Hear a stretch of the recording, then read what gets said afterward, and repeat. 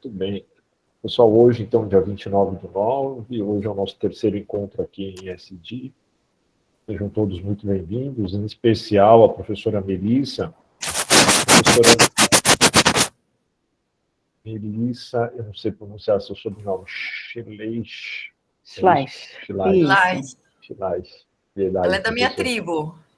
Isso aí, exato. muito bem. Schleich. A professora Melissa, ela atua no mercado de capitais, empresas de capital aberto, fechada há mais de 16 anos. Ela passou por diversas empresas, posições de liderança como a PwC, Autonomy Investimentos, Grupo Faria, Sadia. Ela é mestre em administração pela FGV, tem MBA, bacharel em relações internacionais e ciências biológicas pela USP, é professora titular na FK Partners e na ISECGEG, que é do Grupo Etapa, enfim, e atua ativamente na área de investimentos, planejamentos, e gentilmente está cedendo o tempo dela e a sapiência para compartilhar conosco informações sobre ESG. Então, professora Melissa, em nome da São Judas e do grupo de estudos, muito obrigado pela sua presença, pela sua participação, pelos ensinamentos que você vai compartilhar aqui conosco. Eu que agradeço pelo convite. Vamos lá. Vou passar a palavra à professora Lúcia formalmente e depois fica contigo aí à vontade. Obrigada. Professora? Para mim, Arão? Sim, só para Bom, então eu também quero dar as boas-vindas para a professora Melissa, agradecer muito essa possibilidade de participação aqui. Nós somos, na verdade, um singelo grupo de estudos, né? Nós temos, na verdade, como objetivo nos inteirarmos, nos aprofundarmos desse tema do ESG ou ASG, em relação ao qual, na nossa área, que é o direito, a gente tem muito pouca coisa desenvolvida ainda. Então, a gente está, na verdade, junto com esses alunos aí super interessados, tentando construir uma base de entendimento. Muito obrigada por participar aqui, Melissa. Então, gostaria de te passar a palavra. Obrigada, professora. Obrigada, professor. Bom, pessoal, eu tenho um material aqui rápido, que de repente acho que vale a gente fazer uma introdução aí de uns 15 ou 20 minutos, se vocês me permitirem, e aí acho que a gente pode abrir aí a perguntas, discussões, um pouco de como está o mercado hoje, o que nós estamos vendo, né? Então, só para esclarecimento, né, eu atuo na PwC hoje como gerente sênior de mercado de capitais e trabalho junto aí com a área de ESG, especificamente na área de mercado de capitais, né? Junto com as equipes de sustentabilidade, a gente tem ali especialista em clima, tem engenheiro, tem de tudo ali, né, uma equipe multidisciplinar, e eu atuo junto com essa equipe do lado de finanças, né.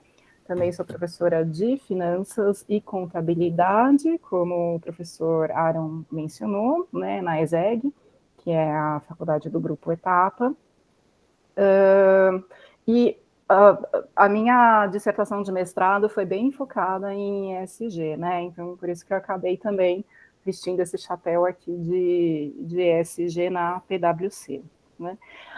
Mas hoje o meu trabalho em ESG, ele é mais focado no mercado mesmo, então eu atuo menos nessa parte acadêmica, né? E mais na parte prática mesmo da coisa, né? Mas talvez a gente possa trocar um pouquinho de figurinhas aí e conversar um pouco sobre o que está acontecendo de fato no mercado, como as empresas estão vendo esse movimento, né?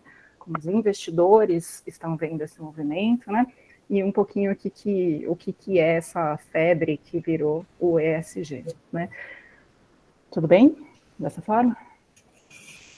Legal. Tá bom. Então, peraí, cabelo tudo bagunçado, que tá molhado ainda. Vamos lá. Eu estou pronto para a aula, professora. Já peguei minha folha aqui, vou anotando. Não imagina, é só uma breve introdução aqui, gente. Então, vamos lá. Deixa eu ver se eu consigo apresentar aqui. Um minutinho.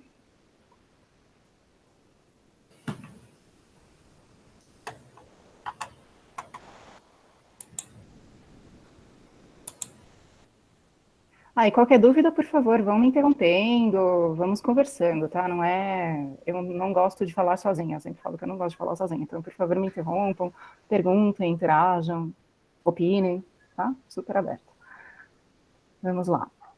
Então, gente, isso aqui é uma apresentação da PwC, a gente fez no primeiro semestre, mas não mudou tanta coisa de lá para cá, né? E então a gente fala aqui um pouquinho sobre como medir e reportar ESG e o que é o ESG, né? Que tipo de metodologias a gente utiliza hoje em ESG, como que está a corrida, aspas, por metodologias para ESG, enfim. Então, um pouquinho sobre o que é ESG, e aí nesse sentido, imagino que vocês, como pesquisadores, né, já devem ter lido aí vários textos, já devem ter pesquisado em relação a isso, né, mas a gente sempre começa a apresentação abordando, eu não vejo vocês, tá, gente, quando eu compartilho a minha tela, eu não vejo vocês, então se alguém quiser falar, por favor, fale, que eu interrompo aqui.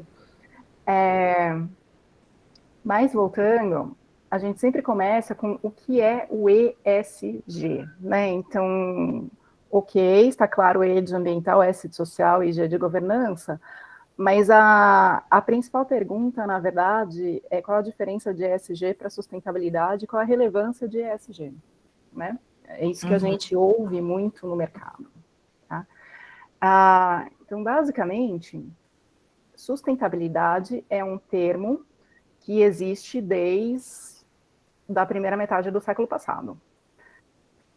Ok? Quando começaram discussões ambientais e climáticas, lá para a década de 50, começaram alguns primeiros estudos a respeito de como o nosso footprint, né, a nossa pegada humana na Terra estava impactando as condições climáticas e as condições ambientais.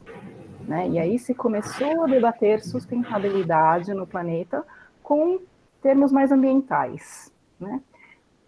Termos sociais começaram a ser debatidos mais na década de 70, 80, e aí a gente teve a queda do socialismo, a gente teve diversos fatores aí debatendo itens de âmbito social, tá?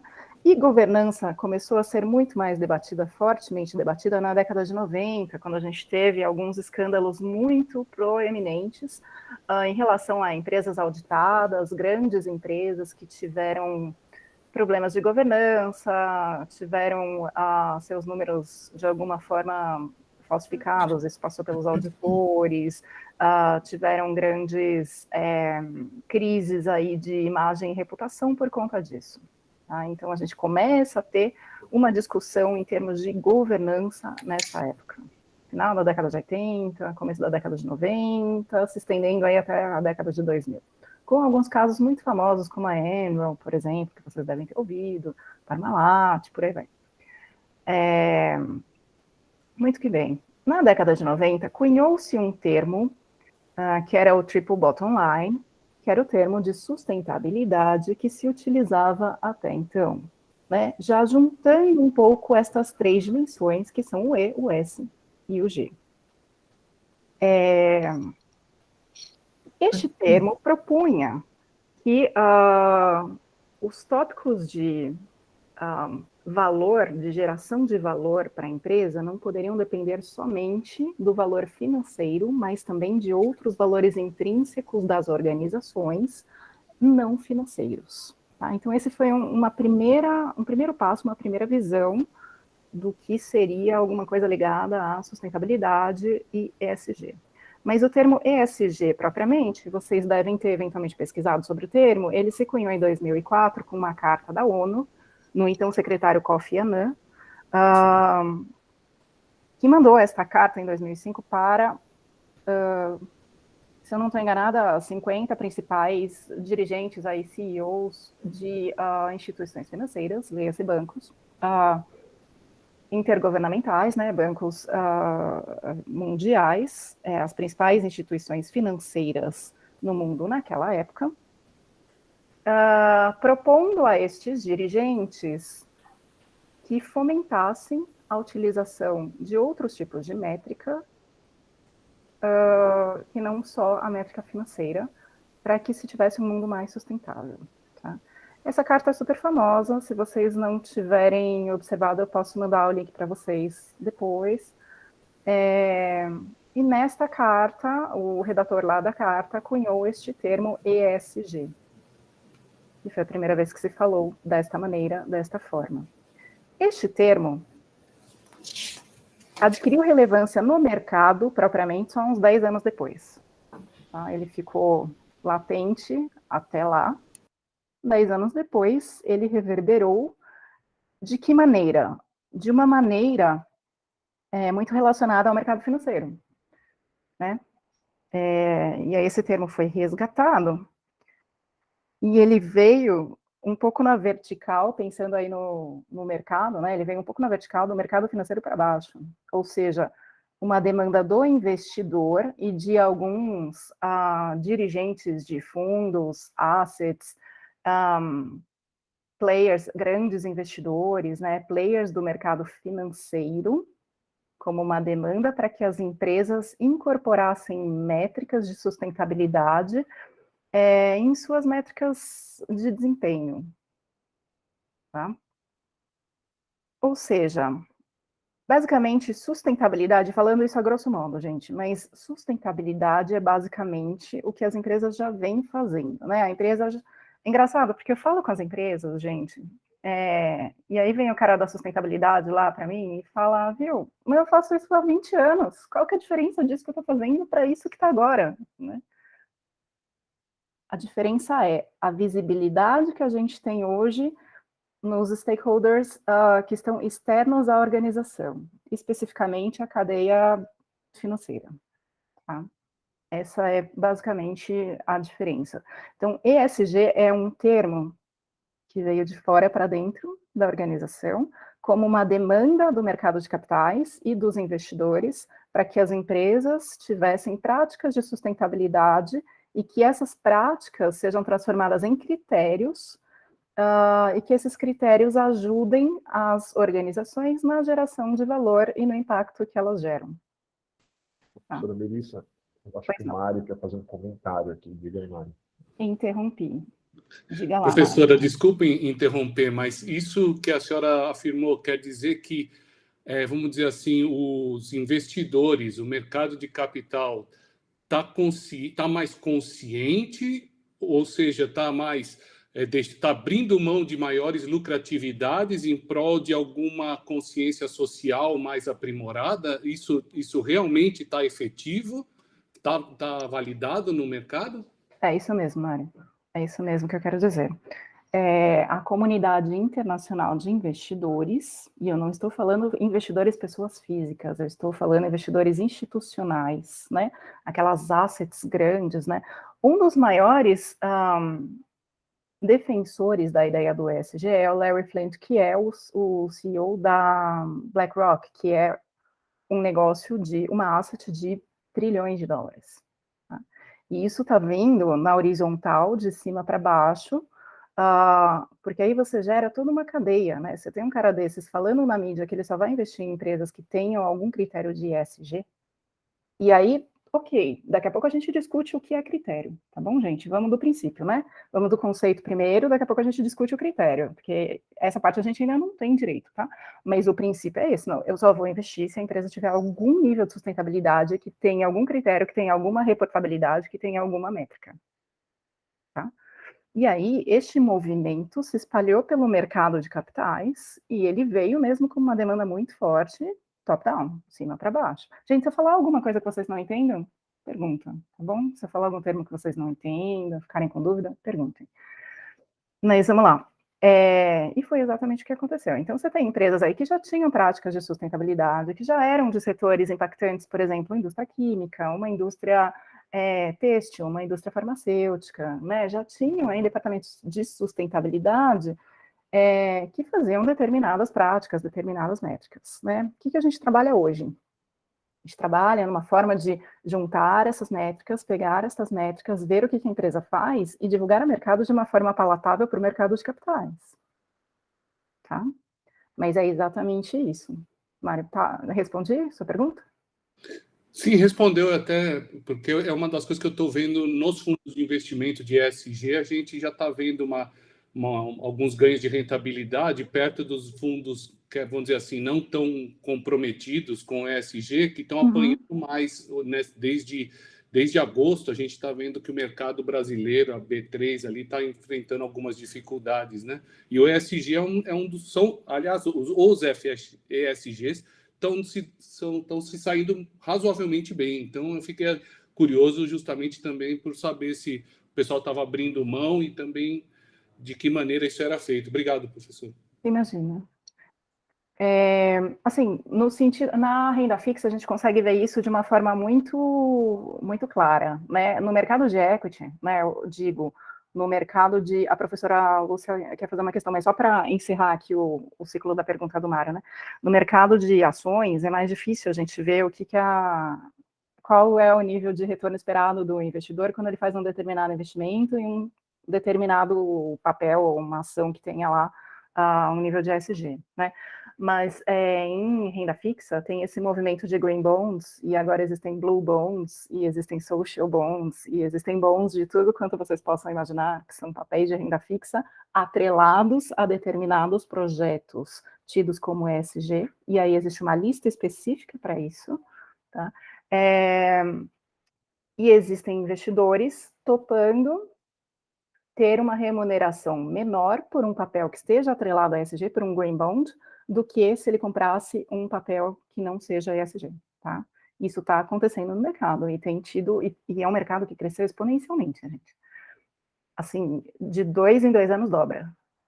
Bizarro. Bizarro mesmo. Professora, pois não.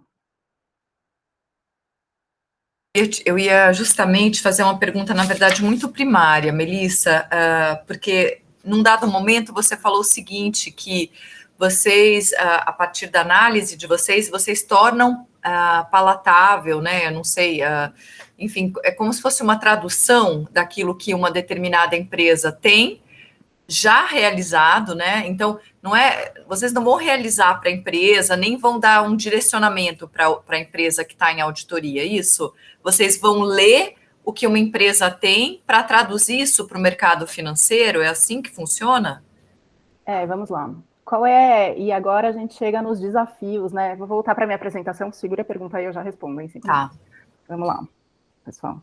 E aqui a gente entra no desafio do ESG, né? A gente entrou na parte bonita, né? Agora vamos na parte não tão bonita.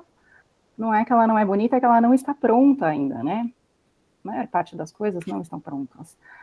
Então, a gente tem uma pesquisa, vejam que essa pesquisa é de 2019, tá? Não foi atualizada até o momento. Mas a gente, na PwC, fez uma pesquisa com administradores que administravam, na época, 7,6 tri de ativos, né? Sob gestão. Destes administradores, né, desses investidores, 81% disseram que aspectos de ESG são muito importantes ou importantes na sua estratégia de investimento. No entanto, apenas 21% dos investidores estão satisfeitos, de fato, com as informações sobre ESG que recebem atualmente. E nenhum está muito satisfeito. O que isso me diz, né? E aí existem diversos estudos nesse sentido, tá? Este é um estudo informal, obviamente, né? Esse é um white paper da PwC, mas existem aí diversos estudos acadêmicos, que eventualmente eu posso passar alguns para vocês também, colocando o seguinte: existe um problema, existem 2 problemas em relação a reporte de ESG. O primeiro problema é qualitativo, ou seja, como é que eu reporto, dado que não existe hoje uma normativa como a normativa contábil, por exemplo, não existe, né? A normativa contábil, ela pode diferir de um país para outro, mas existem princípios contábeis convergentes, né, em todos os países, e existem normativas contábeis. Aqui no Brasil tem a normativa brasileira, que segue a normativa internacional, que é a europeia, e nos Estados Unidos eu tenho a normativa americana, que converge em termos de princípios. Então, existe uma normativa a ser seguida. No ESG, não existe uma, existem diversas. E você escolhe, eu mostro para vocês daqui a pouquinho, mas você escolhe o que você quer reportar, o que você não quer, quando você quer reportar, para quê, se você tem meta, se você não tem. Então, assim, existe uma dificuldade imensa de normativa, né? Então, 29% só dos investidores têm confiança nas informações que recebem sobre ESG. Por quê? Porque você não consegue comparar, né? Interrompi aqui para ver vocês um pouquinho. Mas qual que é o ponto? Atualmente, você não tem uma normativa unificada. O reporte em ESG, por hora, e daqui a pouco será, hein? Faço notar, mas neste momento ainda não é obrigatório, está se tornando obrigatório em alguns segmentos, mas ainda não é obrigatório, normativamente. Portanto, reporta quem quiser, do jeito que quiser, quando que quiser e seguindo a normativa que quiser, tá? E os reguladores são privados, não são reguladores públicos. Tá? Então, a gente tem algumas dificuldades de, na hora que uma empresa reporta isso, então, por que se fala muito de greenwashing hoje, né? O que é o greenwashing? Greenwashing é basicamente a empresa, é um marketing de ESG, né? É isso que os especialistas em sustentabilidade estão chamando de greenwashing, né? A empresa quer mostrar alguma coisa que ela está fazendo alguma coisa. Todo mundo quer mostrar que está fazendo alguma coisa, senão você não entra lá no portfólio do BlackRock, por exemplo, né? Fala, Gabriel. Professora, boa noite. Boa noite para os colegas também, professora Lúcia, professor Arão. Professora Melissa, a dúvida que me surgiu não é bem uma dúvida, é mais... Eu queria mais uma opinião sua, porque, assim, a colega aqui do grupo, a Sabrina, ela tinha mandado para a gente no WhatsApp um guia, inclusive da PwC, que falava sobre divulgações ESG no Ibovespa. Uhum. E lá, inclusive, fala isso que você estava comentando, né? Que ainda não tem esse framework, esse quadro de avaliações. Uhum. E eu fico pensando muito nisso, porque, assim, eu acho que é meio óbvio que uma hora a gente vai ter essa regulação vindo de algum lugar, né? Uhum. Mas a minha pergunta é justamente essa. Diante do conhecimento que a senhora tem, de onde você acha que tá mais provável de surgir isso? Porque o Banco Central até fez, né, aquelas consultas públicas, a 85 e 86 e tudo mais, e a União Europeia está correndo atrás disso. Mas onde você acha que surgiria? Vamos lá, vou voltar na apresentação aqui, respondo sua pergunta em 5 minutos. Aliás, saiu, gente, semana passada, né? A regulamentação do Banco Central saiu aí para a instituição financeira. Existe já uma regulamentação ambiental lá que tem que ser disclosed, que tem que ser publicado, né? Peraí, vamos lá. Eu imagino que num futuro muito próximo, tá? Curto prazo, devam surgir diversas regulamentações e parte delas serão... Vou pular alguns slides aqui. Seguinte, pessoal. A gente tem diversas iniciativas, e a gente chama isso aqui de sonhos de uma teoria final, porque a gente tem diversas iniciativas tentando colocar uma parametrização única em cima de ESG, né? Então, você tem... Corporate Reporting Dialogue foi um evento que aconteceu na Europa em 2019, com diversas instituições financeiras se reunindo com o Big Four e tentando propor métricas na União Europeia. A gente... Perdão, gente.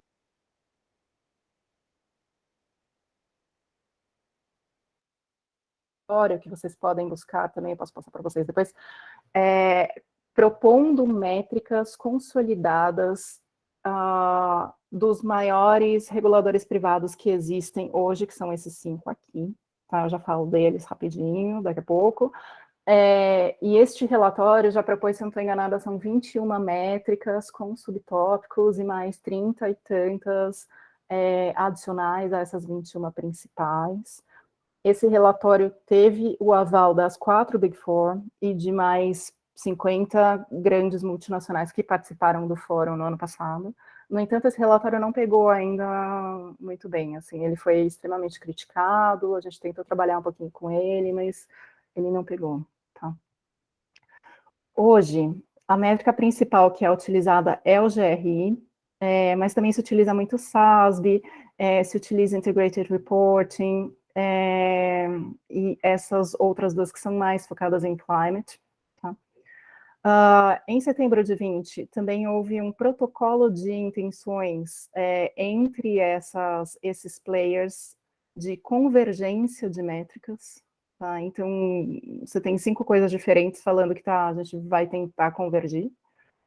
O IFRS Foundation, e a gente acredita que daqui venha a maior possibilidade de regulamentação de fato, mas o IFRS Foundation nada mais é do que o regulador de normativa contábil internacional, tá? E esses caras abriram uma consulta pública, que deve fechar agora no segundo semestre, em relação à ESG, com a finalidade de se ter uma normativa internacional em termos de ESG, tanto quanto se tem as normativas contábeis. Potencialmente, daqui advenham novidades, tá? E a gente tem outros players, como o CFA Institute, aí, que é um organismo global, propondo metodologias de avaliação ESG para investimentos. Você tem outros players menores fazendo isso.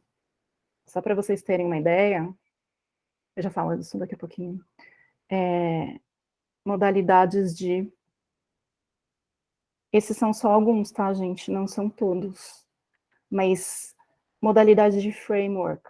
Cada modalidade, né, cada organismo desses aqui tem um framework diferente, com objetivos e abrangências diferentes, cujo conjunto de orientações pode ser utilizado de uma maneira diferente ou para um público diferente. Tá? Eu não vou falar de um por um aqui, depois vocês fiquem à vontade para pesquisar. O mais comum, se vocês entrarem em qualquer relatório de sustentabilidade aqui no Brasil, é o GRI. Deve ser algo entre 80% e 85% das empresas utilizam GRI. Tá? Algumas utilizam SASB, porque o SASB é mais direcionado por setor. Então, nesse aspecto, às vezes é um pouco mais fácil. É uma indústria de serviços, alguma coisa assim. O que mais que eu tinha para falar para vocês? Os formatos de reporte, né? Vamos lá. Professora, pode falar. Antes de mudar, por favor, eu tenho uma pergunta. Quanto a essa evolução temporal do tema, a gente percebe uma atração grande, vamos dizer assim, nos últimos 5 anos. Se a gente considerar, por exemplo, privacidade de dados, demorou de 95 até 2016 para virar uma GDPR, e isso para consolidar países só de Europa, será que a gente consegue fazer com que essa iniciativa ESG consiga ter tração para gerar resultado e prevenir aquele cenário catastrófico que a ONU prevê para 2050, que falta água para as pessoas, que falta ambiente para toda a degradação que nós estamos já em débito ambiental, né, professora Lúcia, que mostra nos estudos que o débito ambiental desde 1990, se eu não me engano, ou 2000, já estamos nele aí, a cada ano piorando. Será que a gente consegue colocar essa vamos dizer assim, essa mentalidade, uma prática de economia circular e todas essas coisas envolvidas com esse E, vamos dizer assim, que eu acho que é o mais urgente? A gente consegue enxergar um caminho através dessa via contábil que está tomando? Mário, vamos lá. Eu vou dividir a sua pergunta em 2 partes, né? Primeiro, em relação à comparação aí com eu entendo que seja com a Lei Geral de Proteção de Dados, né? Que foi feita a comparação aí com a proteção de dados, alguma coisa nesse sentido, né? Sim, demorou bastante, né? Isso. Mas vamos lá. Minha opinião, tá, gente? Não está fundamentada na literatura nesse caso, mas minha opinião é que essa lei se desenvolveu dado também o desenvolvimento dos meios de comunicação e da tecnologia, né? Em 95 a gente não tinha o mesmo sistema de tecnologia que a gente tem hoje. Se eu bem me lembro, a internet era discada, a gente tinha... Cara, obviamente a gente não tinha Zoom, a gente nem sonhava em fazer teleconferência, que a gente está fazendo agora, né? Então, outro mundo, gente. O mundo de 2018 é um mundo totalmente diferente de 98, né? Do que decorre que eu imagino que a movimentação em relação a ESG seja muito mais rápida.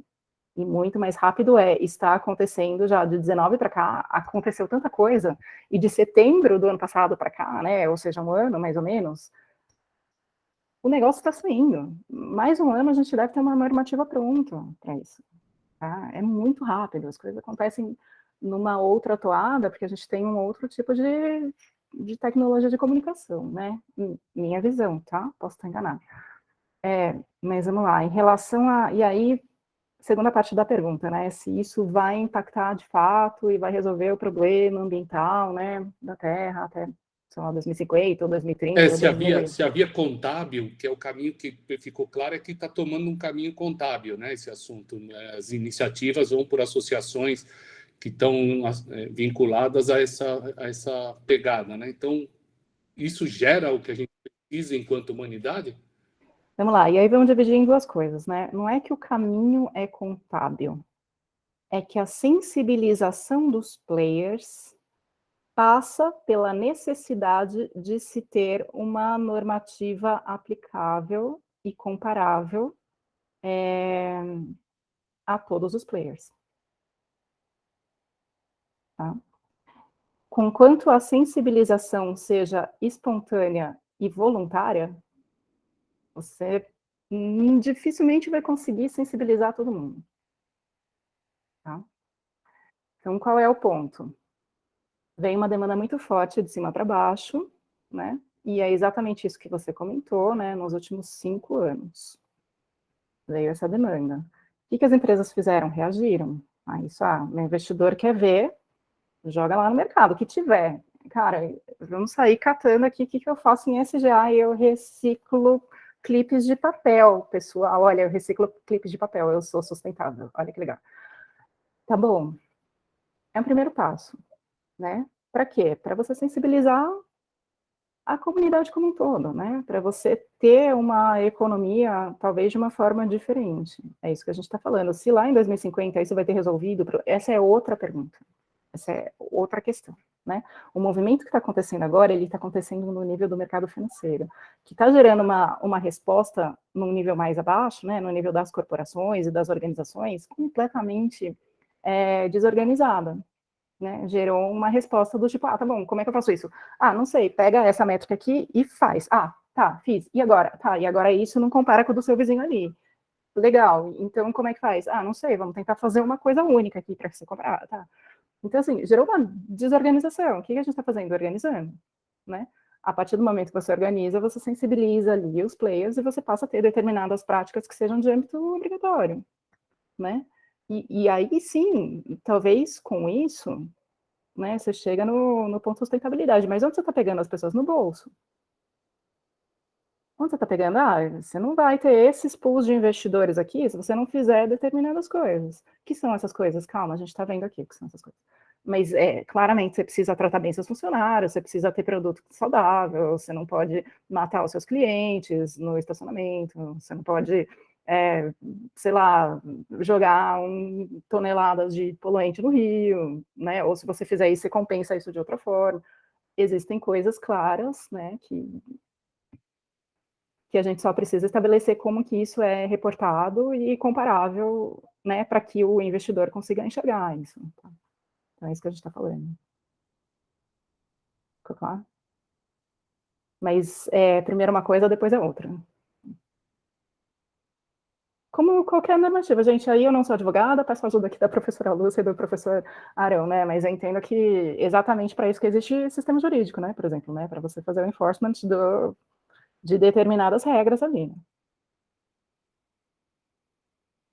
É interessante que os países acham que não devem cumprir as metas dos acordos internacionais ambientais. Então, o país que não acha isso é o que mais polui, né, mas existe um motivo para isso, né, gente, e o motivo é econômico, né, obviamente. Mas vamos voltar lá para formato de... Só mostrar para vocês o formato e quão esquizofrênico que é o sistema, né? Olha só que legal isso aqui.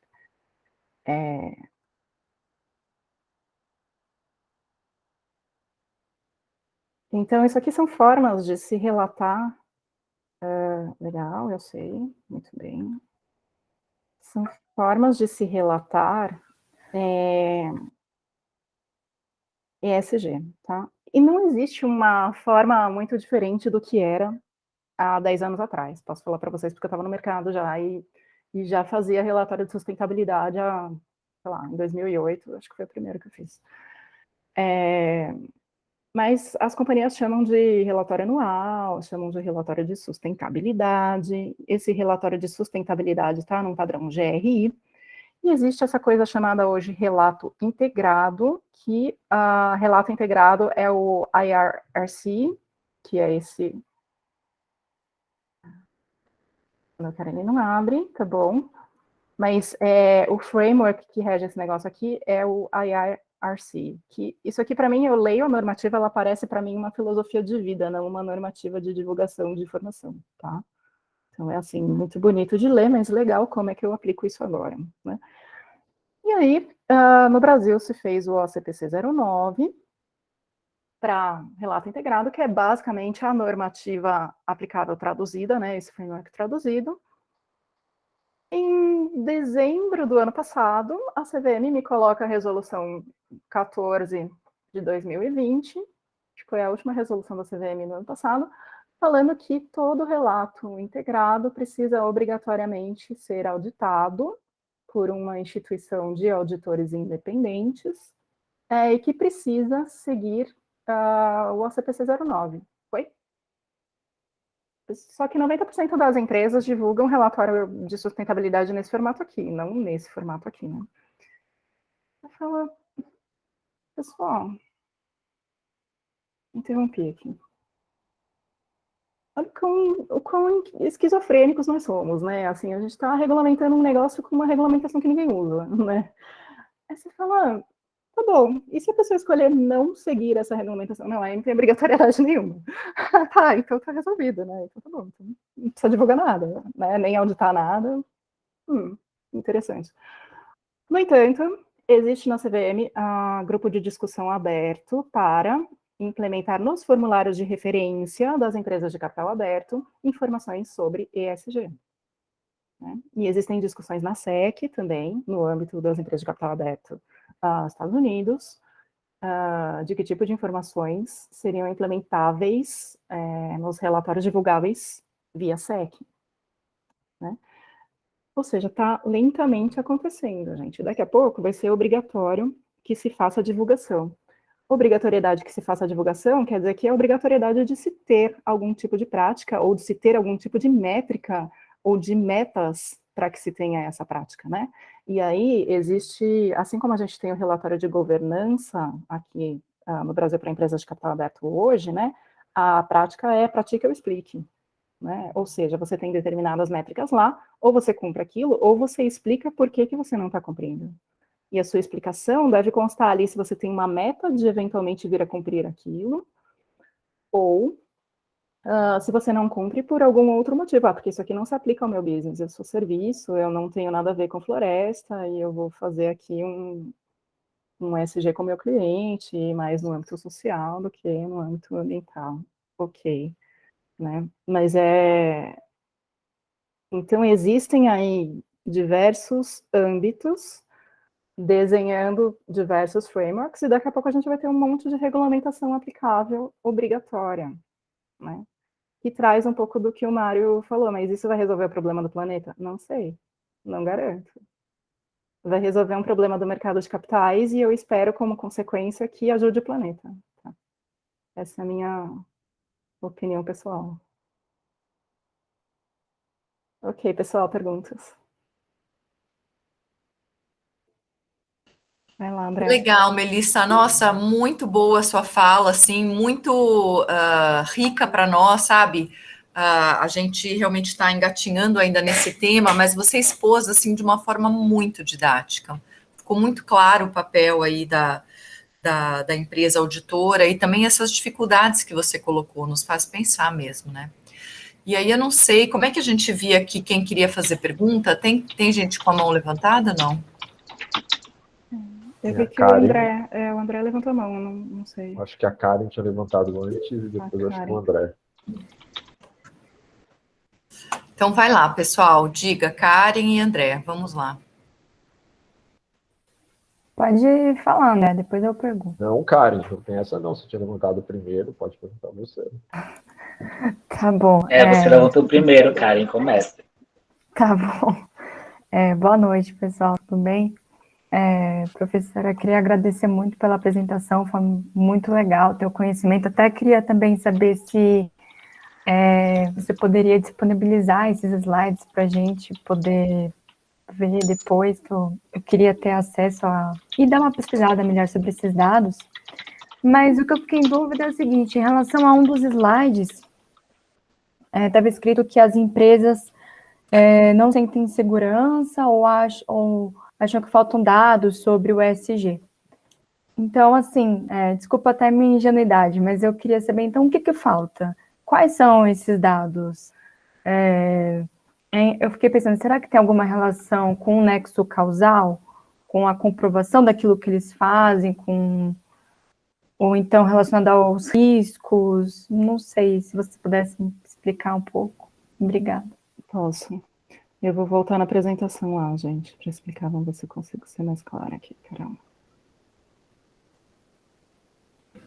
Qual é o ponto, né? Quando a gente divulga uma informação do ponto de vista do investidor, a gente precisa de um fator que se chama comparabilidade. Deixa eu interromper aqui. Vamos do começo. Pessoal, se eu falo que meu faturamento é 10, isso é bom ou é ruim? Depende, né? Do quê? Qual o parâmetro? Isso, exato. Em relação a quê, né? É 10 quanto que foi no mês passado, no ano passado, e quanto que meu concorrente ganha? X, né? Legal. Se eu falo que a minha pegada de carbono é 10, isso é bom ou ruim? Depende também. Mesma coisa. Exato. E se eu falar a cada 5 anos que a minha pegada de carbono é 10 e o meu concorrente fala mês a mês? Eu comparo o quê com o quê? Então, exato. E se eu divulgar uma métrica de quantos clipes eu reciclo por ano e o meu concorrente divulgar uma métrica de quanto que ele capta de água de chuva? Tudo bem? Não é incomparável. Tudo ótimo, mas não vou conseguir fazer nada com essa informação, né? Assim, tá, como é que eu quantifico esse negócio, né? Como é que eu quantifico em termos de o que isso é risco para a empresa ou o que isso é retorno para a empresa? Então, assim, é essa falta de tangibilidade que o investidor sente na hora que ele lê um relatório de sustentabilidade, por exemplo. Entendeu? Entendi. Obrigada. Imagina. Vamos lá, o André, depois a Fernanda. Vai lá, Olá, André. professora Melissa, tudo bem? Boa noite. Oi, André. Eu tenho duas perguntas. Uma delas eu não entendi direito sobre as divulgações das métricas de ESG que são adotadas pelas empresas e que são cumpridas. Existe um meio específico para que essas métricas elas sejam publicadas para ter algum tipo de retorno e valor econômico? E uma outra pergunta que eu tenho seria se hoje as medidas ESG elas são um requisito para que as empresas elas consigam constituir capital aberto na bolsa de valores, e se não, se você acha que seria viável ou talvez também se essa obrigatoriedade poderia precarizar os fundamentos de ESG, porque daí no caso só se tornaria uma obrigação para entrar em algo. Tá. Desculpa, esqueci a primeira parte da sua pergunta. Fala de novo. A segunda é sobre seria a obrigatoriedade. se existe algum meio específico para a divulgação das métricas. Eu anotei aqui meio. Tá. Resposta: não. É tão simples quanto isso. Cada um divulga da forma que achar que funciona melhor, tá? Existem alguns formatos que são mais comuns, por exemplo, o relatório de sustentabilidade, ou relato integrado, né? Se você vai lá no site da empresa, você vai encontrar lá relatório de sustentabilidade, relato integrado, alguma coisa nesse sentido. Mas se a empresa quiser não divulgar nada e fazer uma cartilha com práticas em ESG, ok. Tá tudo bem. Cara, não existe um formato padrão. Como não é obrigatório, é tudo voluntário, existem formatos sugeríveis, mas é voluntário. E cada um faz do jeito que quiser. Se eu quiser colocar no meu relatório de administração isso e divulgar para o mercado, se eu quiser colocar no site da minha empresa e não colocar em nenhum outro lugar, tudo bem. Existe, assim, o GRI, especificamente, que é o formato mais utilizado hoje, né, a métrica mais utilizada, geralmente o pessoal faz... Deixa eu ver se eu acho algum relatório de GRI aqui, eu mostro para vocês. Mas o pessoal faz um relatório de sustentabilidade que rastreia dentro do relatório GRI, relatório. Sustentabilidade, Natura, sei lá. Vamos ver se a gente consegue abrir aqui. Relatório anual, Natura 2020. Eles rastreiam dentro do relatório o que existe em termos de métrica, e aí eles fazem uma tabela lá no final, e nessa tabela eles teriam... Aqui, ó, gente, achei. Estou compartilhando, tá? Pra vocês entenderem.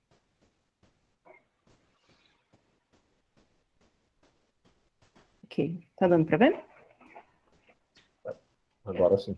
É o seguinte. Peguei aqui, ó, joguei no Google, tá, gente? Ó, relatório de sustentabilidade de GRI. Então, é o de GRI 2020, tá? Daqui. Então, eles chamaram de relatório anual. Muito que bem. Tem diversas informações nesse negócio aqui. Eles colocaram aqui, ó, um mapinha, onde eles atuam, quantos não sei o que eles têm, 1 milhão de informações aqui dentro, o contágio do Covid, o teste em animais, blá, blá, blá, blá, blá. Tá bom, fizemos aqui todo o relatório. E Natura é uma empresa muito boa em fazer isso, né, gente? Vocês devem ter pesquisado lá. Divulgações complementares, gestão de pessoas, não sei o que, não sei o que, não sei o que. Tá. Chega lá no final, tem esta tabela de sumário de GRI. E aqui eles pegam toda a normativa do GRI e onde for aplicável, eles colocam lá, ó, nome da organização, tá na página 15. Mudança significativa na organização e sua cadeia de fornecedores. Não houve, tá. Princípio, abordagem, lá, tá na página 48. E eles vão triando aonde que tá cada métrica aqui estabelecida pelo GRI, tá? Em que parte do relatório que tá. Eles fazem essa tabela, e aqui você tem todo o framework do GRI estabelecido, tá?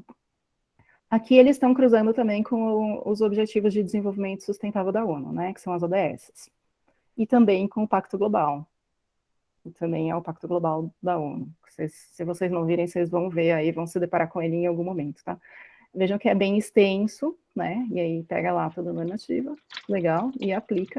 Esse negócio pode ser verificado ou não por um terceiro especialista nessa métrica específica, tá? Existem relatórios que são autodeclarados, interrompi, assim. Existem relatórios que são autodeclarados, ou seja, a empresa vai lá, coloca lá, fala que ela fez e ninguém verifica, beleza, é um relatório de sustentabilidade, e aí vem a parte da confiabilidade das informações que estão sendo divulgadas, né, não estou falando nem que a empresa está de má fé colocando coisa que não existe. Estou falando que, eventualmente, a empresa pode estar equivocada ao interpretar aquela norma daquela determinada forma. Tá? E, por isso, a questão da verificação externa, né? E a verificação externa não é obrigatória, gente. Nada é obrigatório. Portanto, o meio e o formato não são obrigatórios, cada um faz como quer, tá? Não existe. A resposta objetiva é não, não tem. E a segunda parte da pergunta, né, se existe algum pré-requisito hoje para a abertura de capital na Bovespa, né, na B3, em relação a ESG. Não, hoje não existe. Mas, como eu comentei, existem grupos de discussão abertos na CVM e na B3 sobre a inclusão de métricas em ESG no formulário de referência. E isso se aplicaria tanto a empresas que estão em processo de abertura de capital, quanto a empresas que já têm capital aberto. Tá? O desafio aí é outro, né, gente? É como é que você pega e leva essas métricas para... que vai, daqui a pouco, ter que divulgar nas empresas de capital aberto, eu não tenho nenhuma dúvida. Tá? A dúvida é o que vai ser divulgado, mas que vai ser divulgado, eu não tenho nenhuma dúvida. E o desafio daí é como é que você leva isso para a empresa de capital fechado. Vem via mercado de capitais. Isso é claro, né? Se você tem uma empresa grande que tem um sócio externo, um investidor maior, um investidor institucional, vai via top-down. E uma empresa familiar? Como é que você faz? Né? Como é que implementa? De onde que vem? Tenho visto no mercado algumas coisas do tipo empresas familiares ou empresas menores que são fornecedores de empresas maiores ou empresas de capital aberto ou multinacionais, e estes clientes grandes exigem dos pequenos fornecedores a implementação de determinadas métricas. Tenho visto, é um caminho. Mas a normatização disso está muito longe. Muito, muito longe. né? Então, o que vai normatizar primeiro, claramente, são empresas de capital aberto, né? E tá quase lá. Vai acontecer muito em Eu breve. acho que só um exemplo, desculpa, eu acho que só um exemplo disso que você mencionou sobre as empresas grandes, elas cobrarem empresas familiares. Um exemplo que eu tenho é a Nespresso, a Nestlé que cuida hoje no Brasil da Nespresso, né? Porque assim, hoje os cafés delas são todos especializados, todos gourmets vindos de várias regiões do país. E eles, segundo as informações que eles divulgam, eles têm um controle muito rígido em relação a essas empresas familiares, né, que produzem os cafés. Então, assim, eles sempre vão dar preferência à compra de cafés de famílias que, por exemplo, que apresentem boas condições de trabalho aos fazendeiros enfim, consegue ter essa qualidade. Eu acho que essa é uma das práticas dessas medidas deles também. Uhum, concordo, André. Tem vários cases desses, assim. Concordo. O que mais, pessoal? Tem a Fernanda que levantou a mão também. Boa noite, pessoal, tudo bem? Boa noite, Fernanda. Algumas das minhas questões já foram até respondidas aí nos seus esclarecimentos, professoras. Eu acho que, e aí eu queria só falar algo que eu acho que no futuro vai ser bem importante para nós, a gente tentar segmentar também por ramo daquela empresa. Por exemplo, medidas de sustentabilidade do que vai alcançar o ESG numa indústria automotiva é diferente para um varejo, é diferente, né? Então fica mais difícil ainda. E assim, olhando o movimento do direito e pensando numa normatização mesmo, assim, eu acho que o direito é isso mesmo. Ele primeiro observa o que está acontecendo e depois a gente cria as normas enfim, regular aquilo que já está acontecendo. A gente vê muito isso acontecer, né? A lei vem sempre depois da prática, né? Então, mas eu quero agradecer, foi muito legal, muito esclarecedor, e as minhas dúvidas acabaram sendo esclarecidas aí no meio do caminho. Obrigada, Fernanda. Não, é bem isso, né, que tem acontecido, né? O regulador, ele vem depois, né? Eu acho que isso acontece em diversas áreas, né? O regulador vem depois do que já aconteceu, mas é interessante notar que esses movimentos, né, e acho que vem um pouco de encontro aí, acho que o comentário do Mário, se eu não estou muito enganada, né, esses movimentos têm sido mais rápidos, talvez um pouco pela força que os stakeholders têm hoje, né, nos meios de comunicação, nas mídias sociais. E eu acredito que o mercado também mudou, né, professor? Não sei se você vê esse mercado. Essa semana eu assisti um workshop com o Paul. Agora, eu esqueci o sobrenome dele, depois eu vou pesquisar e eu coloco no grupo do pessoal também. Ele falando sobre ESG e ele falando sobre o comportamento de consumo das pessoas que tem mudado. As novas gerações, elas não se importam em pagar um pouco mais caro por um produto que seja de origem sustentável.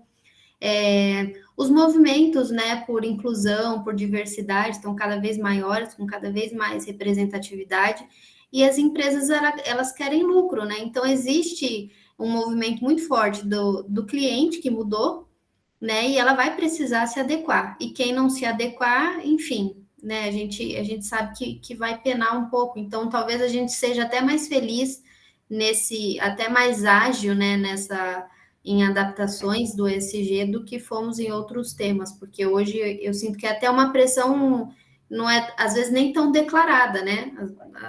O próprio hábito da pessoa já mudou e isso força a empresa a se adequar, né? Eu concordo, Fernanda. A gente costuma dizer que tem dois paradigmas hoje nas organizações, que a organização ou ela se adapta ou ela se adapta, né? E o primeiro paradigma, obviamente, é a digitalização, né? Um processo sem volta, gente. Quem não se digitalizou ainda e quem não digitalizou processos, e não tem a ver com redução do headcount. É processo, é necessidade, é um paradigma hoje, né? Então, esse é o primeiro. E o segundo é o ESG. A gente acredita nisso. E aí, uma das perguntas que a gente recebe muito, né, de clientes do mercado é se isso é moda e se isso vai acabar daqui a pouco. Minha visão, a gente pode ter uma mudança nos frameworks, nos escopos, do que precisa ser relatado, reportado, levantado, contabilizado, de que forma ou de que maneira precisa ser feita. pode até mudar de nome, mas efetivamente a necessidade da prática, eu imagino que seja mais um paradigma, assim como digitalização, tem que ser implementado. Né? Pode mudar um pouquinho o escopo. Eu acho que a Regiane que está com a mão levantada. Né? Então, boa noite, gente. É uma pergunta um pouco auspiciosa. Assim, como uma empresa, você falou de greenwashing é um tema que muito me interessa. Uhum. Como uma empresa de auditoria, ela costuma reportar situações onde é demandada a ela, né, uma análise de uma determinada empresa, por exemplo, uma empresa de carnes, de produção de carnes, que apresenta números de crescimento, mas se diz adepta de políticas ESG, mas assim, fica obscuro como se deu esse crescimento. Ou então os seus fornecedores não são transparentes, como, por exemplo, os fornecedores lá do café da Nespresso, lá da Nestlé. Como a empresa de auditoria, ela reporta isso apenas para a empresa, falando assim, olha, então, tem um problema aqui, ou ela faz isso de forma pública, dá publicidade a essas informações levantadas?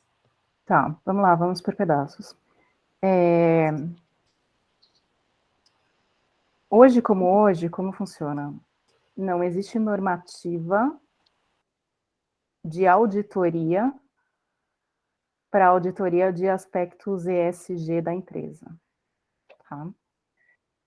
A gente tem nas empresas de auditoria, pelo menos nas Big Four, um processo de acceptance, de aceitação do cliente muito rígido.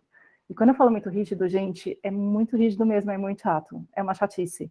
Demora mais de 2 meses para conseguir fazer a aceitação de um cliente, dependendo. Se é um novo cliente que eu não tenho o background dele, tem um processo de background check que é enorme e chato, tá? Então, em primeira instância, se a gente entende que existe um risco atrelado àquele cliente, a gente nem aceita o cliente. Eu não consigo assinar um contrato com o cara. Eu estou falando porque já me aconteceu, tá? Eu não consigo. Eu trago o cliente, eu consigo a conta, mas eu não consigo a aceitação. Não vem. O cliente não é aceito, tá? E o segundo ponto hoje a gente tem diretivas de verificação de risco em determinadas áreas sobre o cliente. E isso é divulgado em nota explicativa de demonstração financeira, no sentido de risco climático, risco ambiental, risco de negócio, né? Então, existe um tipo de avaliação, e eu estou falando, mas eu não sou auditora, tá? Eu trabalho no Capital Markets, que é outra brincadeira aqui, mas eu trabalho ombro a ombro com o pessoal da auditoria ali, tá? Mas existe um tipo de avaliação de risco do negócio, então quando a gente analisa going concern, né, que é um princípio contábil de continuidade do negócio, a gente analisa alguns tipos de riscos atrelados a ESG. Mas não necessariamente o auditor vai lá fazer background check de todos os fornecedores do cara, tá? Porque não tem normativa para isso hoje. Foi clara? Pega só uma amostra e segue o baile. Não, mas não existe a normativa, entendeu? Para isso. Assim, como é que você faz a avaliação? Você vai avaliar se existe algum risco intrínseco ao negócio ali, né? E se existe um risco climático, se existe um risco atrelado a algum aspecto de ESG. Mas fazer background check de fornecedor, de cliente, não necessariamente é uma prática de auditoria. Você está auditando os números contábeis. O que você vai auditar? Se o contas a pagar e o contas a receber ali estão corretos, se funcionou, se não tem caixa 2, se não, sabe, assim, é limitado o escopo, entendeu? Você não tem como saber se o cara está poluindo, por exemplo. Eu vou auditar como isso? Não tem normativa para isso. Entendi. Por exemplo, quando eu falo isso, é porque, por exemplo, eu vi esses dias na verdade foi ontem ou hoje, algo assim, números com referência ao aumento de desmatamento de áreas na região centro-oeste. Exatamente numa área em que tem uma empresa de produção de bovino, por exemplo, ou de soja, whatever, e a produção desses nichos aumentou. E aí, quando eu falo isso, não seria uma... Aí eu divagando, viu? Desculpa. Mas, assim, não seria possível pegar, por exemplo, esses números e comparar. Peraí, você cresceu tanto, mas o desmatamento nessa área cresceu tanto também? Não está vinculado? O mercado, a autorregulação do mercado, o que eu percebo, né? Que, no fim das contas, é o mercado que está fazendo essa autorregulação. Tipo, você não funciona bem assim, meu querido. Vamos ser transparentes nas suas ações.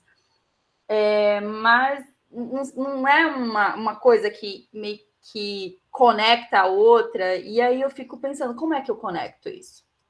E é onde começa a minha fritação.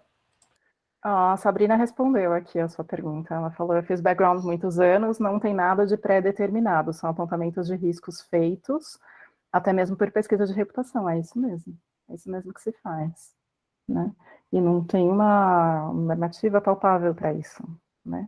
Você não pode chegar para o seu cliente e falar: não, tá bom, olha, eu estou vendo aqui que você aumentou 500 hectares aqui de produção de soja, e eu estou vendo que foi desmatado 500 hectares de soja em Goiás. Foi você? Pode perguntar, cara, mas... e o cara vai te responder sim ou não, né? Se ele responder sim, você vai apontar isso como um risco, obviamente, né? Você tem um risco ambiental aqui, você vai levar uma multa, essa multa tem um impacto tal, eu quero isso no seu balanço. Tá bom. Ótimo, muito obrigada. Pessoal, a gente tem algumas perguntas aqui, mas eu preciso saber do horário da professora Melissa, se ela pode ficar conosco um pouquinho mais para responder as perguntas, ou se você tem horário, professora. Não, eu posso ficar, gente, não tem problema. Tá bom. Lá, pela ordem, a pergunta da Júlia, depois a Ana e o Gabriel. Vamos lá, Júlia. Boa noite, pessoal. Bom, eu não sei se a minha dúvida é estritamente jurídica, mas eu acho que não.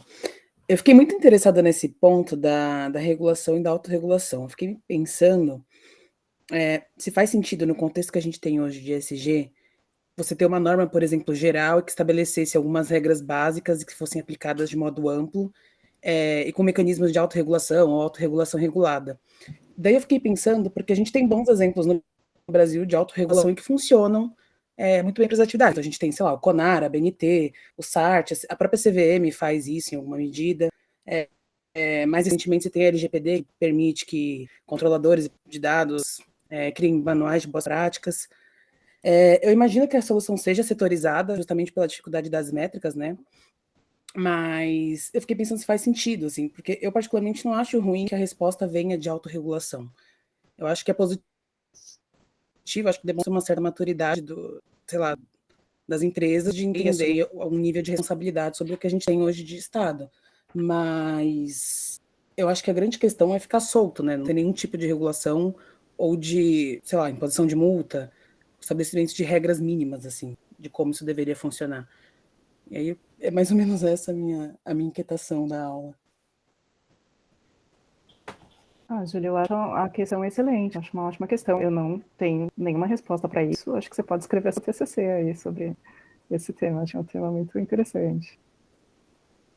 De verdade, a gente, assim, no mercado de capitais, a gente tem uma instituição, né, que seria a Ambima, no caso, que é uma instituição de autorregulação, né, que funciona bem chata, aliás, né, tudo que é regulação é bem chato, né, gente, vocês que são de direito, vocês sabem disso, né, assim, você conseguir uma licença lá, dá um trabalho de uns 4 meses, pelo menos. Imagino que funcionaria, mas, assim, não tenho nenhum embasamento teórico para te falar sim ou não. Acho que é um ótimo tópico de pesquisa. Bacana. Ana? Oi, gente, boa noite para todo mundo. Professora Melissa, mais uma vez obrigada por estar participando. Está sendo de muito aprendizado tudo que a senhora está falando. Professora, eu não sei se é uma dúvida ou se é uma indagação, porque eu não tenho muito conhecimento do mercado financeiro. E eu gostaria de saber como nós não temos um parâmetro geral e único para as empresas que querem aplicar as práticas de ESG ou que vêm aplicando e querem atrair investidores, se seria possível, se pode vir a ser uma solução, as empresas apresentarem para cada investidor específico, é como se fosse um portfólio um pouco diferente, um único objetivo, mas para cada investidor algo diferente, para que assim ela entre no mercado e, consequentemente, ela tenha mais investimentos no futuro. Ana, entendi. Do ponto de vista do investidor faz sentido, porque de fato cada tipo de investidor, a gente fala investidor, né? Mas investidor não é uma coisa só, existem diversos tipos de investidor. Investidor de renda fixa é uma coisa, o investidor de renda variável é outra, o investidor de asset é outra, o investidor de fundo de previdência é outra, cada tipo de investidor vai demandar uma coisa diferente. A dificuldade está do lado da empresa, né? Como é que você põe de pé isso daí, né? Então você vai ter 5 relatórios de sustentabilidade diferentes, um para cada tipo de investidor. Acho muito bonito na teoria, acho difícil na prática. Minha opinião, tá? Posso estar enganando. E acho eventualmente que as empresas acabam até fazendo o quê? Um blend, né, de informações divulgadas ali com base no que um pede, no que o outro pede, no que o outro pede. Então, faz um meio termo. Obrigada, professora. Imagina. Legal. Vamos lá, Gabriel. Obrigado, professor Arão. Professora Melissa, eu tenho, na real, 2 perguntas, mas são bem parecidas. É mais sobre, para tentar entender, assim, o território que a gente está caminhando aqui como grupo, né? Então, assim, a primeira foi uma pergunta que eu fiz até para o primeiro professor que veio aqui falar com a gente, né, na primeira aula, que é sobre se o espaço do pilar social dentro do ESG, porque assim a sensação que eu tenho, e eu conversei com alguns colegas, eles têm a mesma percepção, tem uma predominância muito grande do ambiental e da governança também por ter surgido no mercado de capitais isso, né? Então a primeira pergunta era isso, né? Qual o espaço do S aí no meio? E a segunda é um pouco atrelada a isso, né? Que é sobre o quão é o ESG relevante para as empresas de capital fechado, né? Empresas familiares, startups. Startups até é meio óbvio, né? A relevância, mas para empresas familiares locais, assim. Tá. O espaço do S, essa é uma boa pergunta. De fato, o S é a letrinha mais prejudicada, aspas, dentro do ESG, né? Geralmente as áreas de sustentabilidade focam muito na parte de ambiental, as empresas, né, e justamente, talvez pelo fato de que, historicamente, as empresas que têm áreas de sustentabilidade são empresas de risco ambiental, né, como, por exemplo, empresas ligadas a produtos químicos, empresas ligadas à agricultura, empresas ligadas, né, a áreas que geram impacto ambiental mais forte, né. Tem crescido o espaço do S dentro do ESG, né? Mas ele ainda é muito abaixo daquilo que a gente vê em termos de ambiental, em termos de governança, obviamente, né? Pessoal, minha opinião, governança não devia nem estar na lista, né? Porque você investe numa empresa que não tem governança? Exato. Né? O que a gente está falando em termos de governança? A gente está falando que o dono da empresa, né, o investidor, que é o dono, né, é quem detém a empresa, tem a clareza daquilo que está sendo feito dentro da empresa. Você investe numa que você não tem a clareza? O que o G está fazendo aí? Mas essa é a minha opinião, vocês não vão ler isso em lugar nenhum. Vamos lá. E a segunda parte da pergunta, né, como é que empresas familiares entram nessa brincadeira? Pois é. Existe até um paper da PwC que eu passo para vocês depois, um white paper sobre ESG nas empresas familiares, que é bem interessante. Mas existem desafios nessa área, né? Então, um pouco daquilo que a gente comentou, né? Acaba vindo de uma forma indireta por outros stakeholders, né? Ou você tem um fundador ali que é muito ligado no tema, por algum motivo. A professora precisa sair. Deixa eu passar a palavra para a professora, que ela está com uma levantada, desculpa. Obrigada, Melissa. Eu estou aqui super chateada, eu tenho que sair porque eu tenho outra atividade acadêmica em seguida. Novamente, queria te agradecer. A sua fala está sendo muito esclarecedora, assim, mas muito mesmo. E agradecer também a Sabrina, né, que eu acho que foi o nosso link com você, que é ela que te sugeriu. E com certeza o Arão e eu, a gente vai tentar trazer você de alguma forma para falar na São Judas num espaço mais amplo. Claro. Porque certamente vai ser de interesse da instituição ter você realmente, assim, com a sua possibilidade, sua capacidade também de entrar nesses debates todos. Então, muito obrigada. Desculpa, gente, que eu tenho que sair. E aproveitem ainda aí a reunião, vocês, tá bom? Fico à disposição, professora. Obrigada. Obrigada. Tchau, gente. Tchau, boa noite. Voltei aqui, Gabriel, nas empresas familiares. Então, depois eu passo para vocês o... Obrigada, Sá. Depois eu passo para vocês esse paper sobre ESG em empresas familiares, mas realmente esse é um desafio, né? E acaba vindo, ou você tem um fundador que é muito ligado, conectado nessas questões, por exemplo, o Madeiro, Vida, né? Alguma coisa assim, né? Que o fundador ali é conectado nessas questões, né? Ou você tem coisas vindo de outros stakeholders, né? O cliente principal é uma empresa grande multinacional que exige determinadas práticas, ou você tem clientes B2C, né? Que os clientes são de um determinado público que exige determinadas métricas, práticas, sei lá. Então, assim, vem de alguma forma, mas se não é interno, se é uma empresa familiar, mais difícil, né? Um desafio maior. Obrigado, professora. Imagina. O Celso tem uma pergunta também. Diga aí, Celso.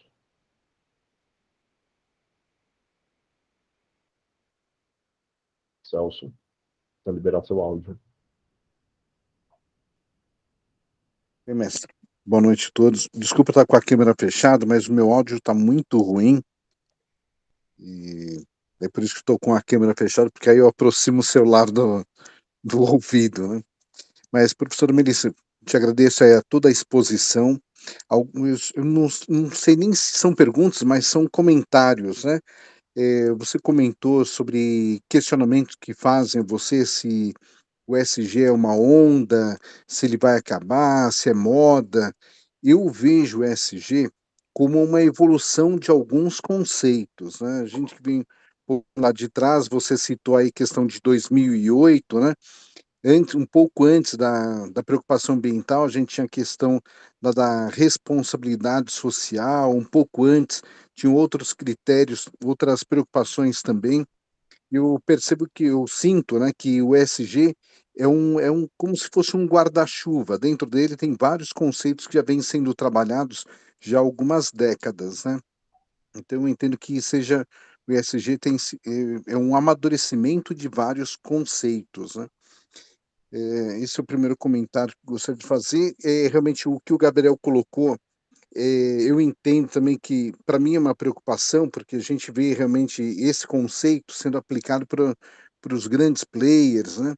Mas o Brasil é constituído basicamente de micro e pequenas empresas. E eu fico pensando de que forma levar essa linguagem para as empresas que eu assessoro, que eu tenho contato, né?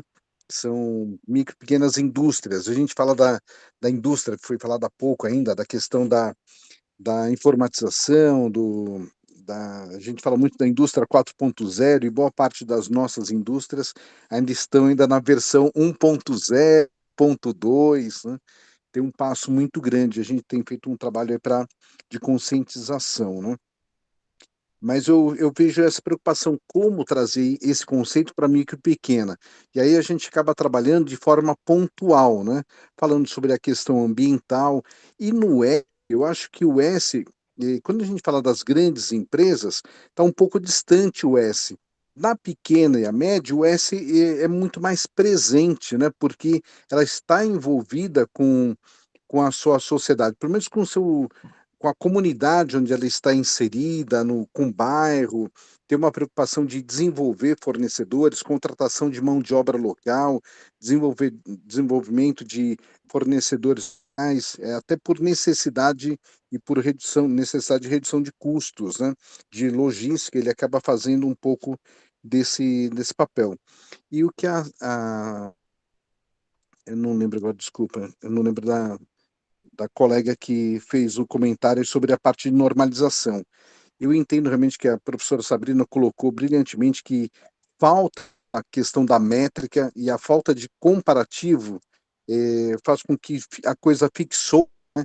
Então, tem uma colega que falou realmente da questão normativa e citou a BNT. A BNT é muito boa para fazer isso. Nós temos dois caminhos, que é uma norma, se não houver uma norma internacional, nós podemos iniciar um trabalho aqui provocando ISO para se construir uma norma internacional, ou então adotarmos um modelo de práticas recomendadas, que também é possível.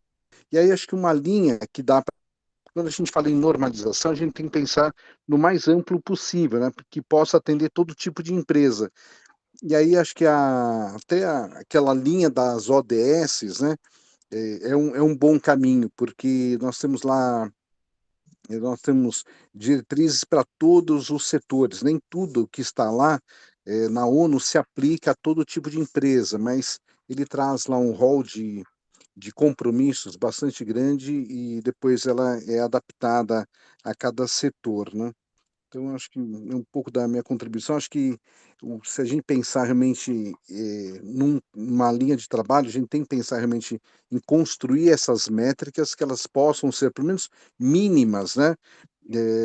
Para orientar uma avaliação dentro dentro de cada um dos setores, né? E aí um caminho que a gente tem realmente é a BNT. Se a gente levar isso para a BNT, eles vão abraçar isso com muito carinho mesmo. Desculpa aí me alongando. Imagina. Vamos lá, deixa eu ver se eu consigo compartilhar um paper com vocês aqui. Não consigo. Como é que eu faço para compartilhar um arquivo? Consigo, será? More options. Professor, acho que pelo Meet não dá para Pelo Meet compartilhar. não dá, né? Não dá. Pelo Zoom dá. Tá, não, tá bom. Eu mando para o professor Arão, então. Um paper que eu tenho aqui. Vamos lá, ponto a ponto aqui, né? Celso, concordo com você na parte do amadurecimento de vários conceitos, eu acho que é isso mesmo. O ESG, eu não diria nem amadurecimento, ele é um conglomerado mesmo, de um monte de conceitos, né? Um monte de coisa que veio e que acabou sendo juntado no mesmo grupo de coisas que a gente entende que levam a um caminho mais sustentável da humanidade e do planeta, tá? Essa a minha visão do que seja o ESG, mas de fato advém de outros conceitos de outros lugares, e por isso que a gente começou falando aí um pouco do apegado histórico, né, de coisas que vêm da década de 50, do século passado, né, de fato. A gente está discutindo aí da mesma coisa, a gente só deu um nome diferente, mas a gente está discutindo a mesma coisa. O que difere, de fato, é o público que isso atinge hoje, né, nunca atingiu um público de cunho financeiro desta forma como é feito nesse momento, né. Em relação à conscientização, e aí muito interessante, né, o case que você colocou das indústrias, né, familiares e tal. Eu vou passar para o professor Arão um white paper que eu tenho aqui com algumas questões, e eu estava caçando aqui durante a sua fala esse paper, algumas questões que a gente eventualmente trata quando a gente fala em ESG, de aonde que o ESG consegue criar valor para o dono da empresa. Tá? E aí eu estou falando do dono mesmo da empresa, que a gente está falando de empresa de dono, né, de empresa familiar.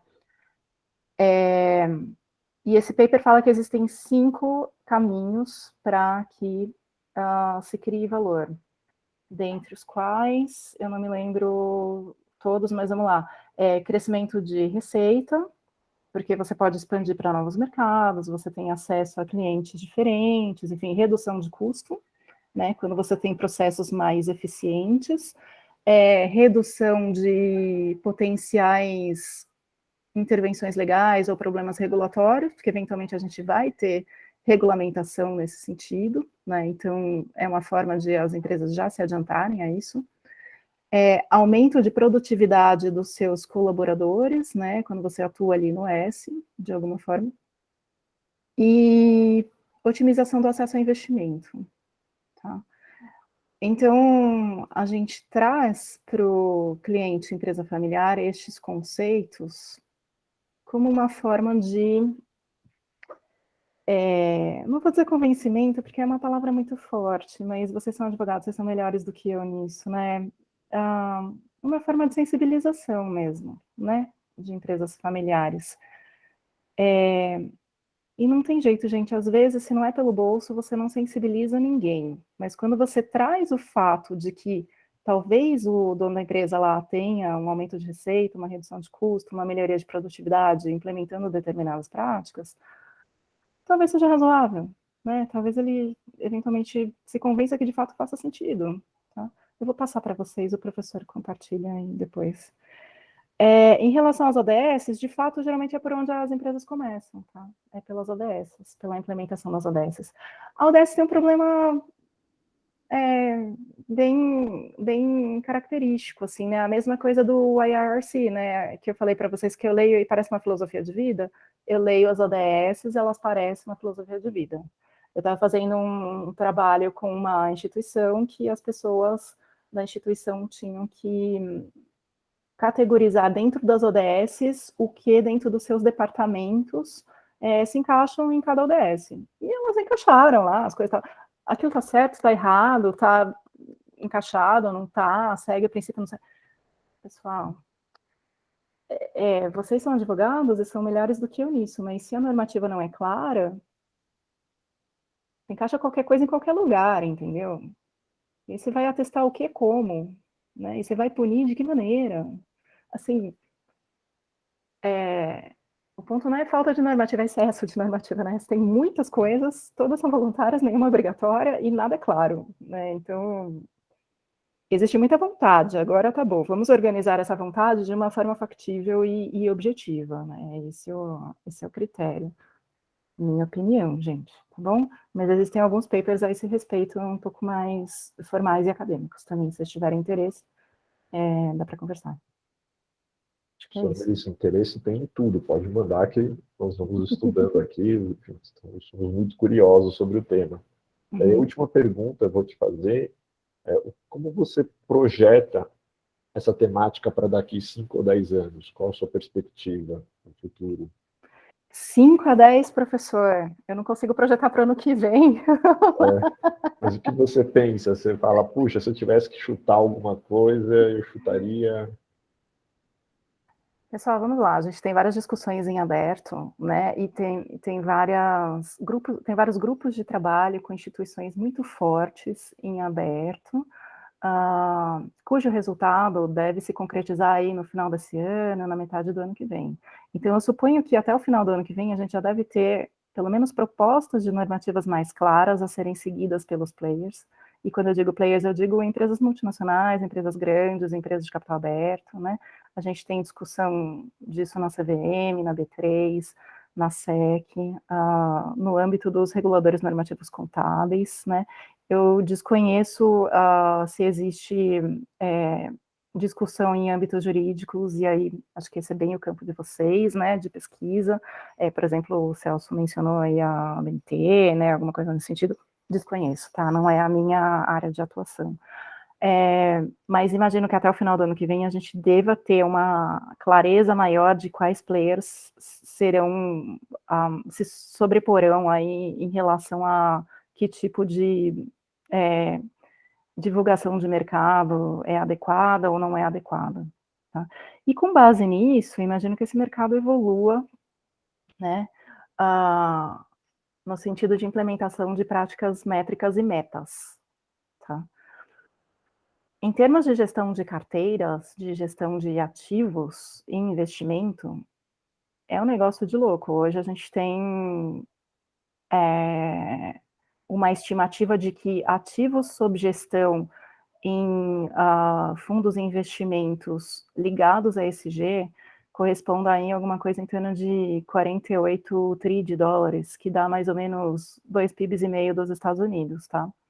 Ou seja, a gente tem 2,5 Estados Unidos em ativos ESG, sendo que a gente está chamando ESG alguma coisa cuja normativa não é muito clara, né? São pessoas falando que fazem determinadas atividades, ou que existe algum tipo de filtro de alguma forma. em que nível este filtro está funcionando, não temos ainda bem direcionado. Imagino que esse direcionamento será melhor. É isso que imagino. Não sei se eu respondi, professor. Eu falo isso justamente para nós pensarmos aqui, justamente para o futuro profissional dos membros do grupo, e dar incentivo a eles, né? Falar, estudem isso porque é o futuro, gente. Eles vão ter um mercado aberto, um mercado que poucos conhecerão, e daqui a alguns anos vai demandar profissionais gabaritados no tema, né? Isso, e eu imagino também, professor, vamos lá, e de novo, né, o jurídico não é minha área de especialidade, obviamente, mas imagino que tem uma implicação muito forte na área jurídica das empresas, né, e na área de compliance das companhias, né, esse tipo de temática, e que, seguindo-se aí as normativas contábeis e de divulgação obrigatória, obviamente a gente vai ter algum tipo de regulamentação no âmbito de legislação propriamente, né, falando sobre esses assuntos, né, e regulamentando esse tipo de assunto. Então, acho que vocês têm um bom caminho aí de pesquisa e discussão e normatização. Tá?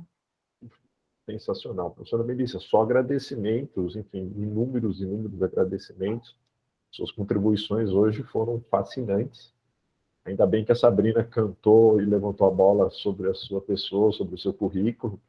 Você só veio a brilhantar e enaltecer aqui o grupo. E obrigado por tudo, obrigado, gratidão infinita por tudo que você colaborou. E sim, nós vamos chamar.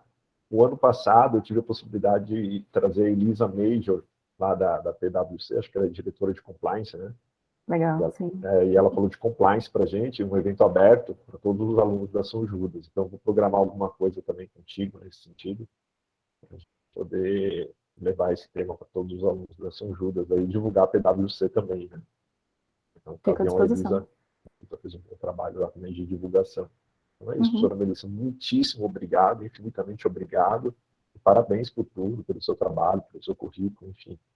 É isso, muito obrigado mesmo, professora. Obrigada, gente. Boa sorte aí, bons estudos e vamos nos falando, à disposição. Tá bom. Obrigadão. Tchau, tchau. Abraços, boa noite. Tchau, tchau.